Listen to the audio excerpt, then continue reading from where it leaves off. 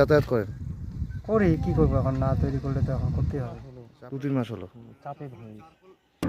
এই এই কালভার্টের মধ্যে প্রচুর গাড়িও যাতায়াত করে। গাড়ি, পুরো বড় বড় গাড়ি যায়। ভোট আসে ভোট যায়, নেতা কর্মীদের দেখা মেলে না। দীর্ঘ বাম আমলে তৈরি হয়েছে সেতু, যা এখন ভগ্ন অবস্থা।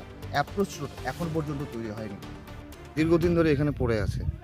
এইখান মোটামুটি অনেক বছর টাকা পড়ে আছে। এই বাম পার্টি যখন তখন শুরু হয়ে গেছিলো, কিন্তু মাঝে মধ্যে আসে, ফটো করে নিয়ে যায়, ব্রিজটা আর হচ্ছে না। যাতায়াত করতে গ্রামবাসীরা বানিয়েছে বাঁশের সাঁকো, আর সেটাতেই যাতায়াত করে। তবে বর্ষার সময় অনেকটাই অসুবিধা হয়। পাশাপাশি কেউ অসুস্থ হলে প্রায় 15 কিলোমিটার ঘুরে কিন্তু যাতায়াত করতে হয়।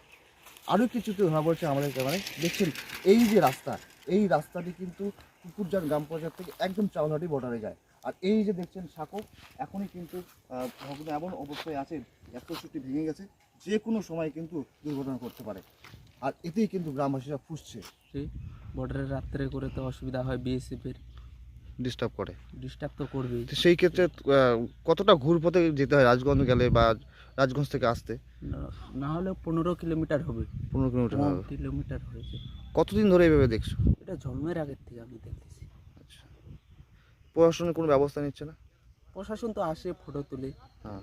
তুলে আসে, সাংবাদিক ভাই আসে, দাদা আসে, এসে ফটো তুলে নিয়ে যায়, কিচ্ছু হচ্ছে না।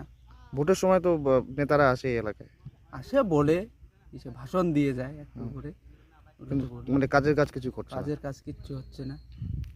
হ্যাঁ, ওইটা ব্রিজটা তো অনেক দিনের বান্ধবরা আমরা তৈরি করছে, কিন্তু এটা আমরা অনেক দেখিয়েছি। এটা মানে আমাদের এমপিকেও দেখাচ্ছিলাম যে এই ব্রিজটা করার জন্য, বা ঠিক আসছিল, এসে এনকোয়ারি করে গেছে, দেখে গেছে, বলছে যে আশা দিচ্ছে যে এটা করবে।